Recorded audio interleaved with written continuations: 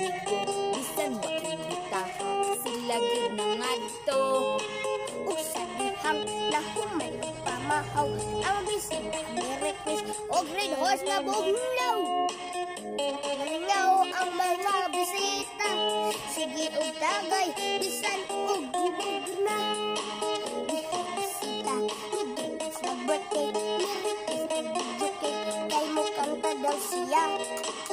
Sa dihang siya gipakanta na, gigunit ang microphone, di na ipasa. Ug ang isa ka lalaki bisita, mawala nakakanta, werte ko laguta. Inambahan niya o butilya, mga bisita perting rata.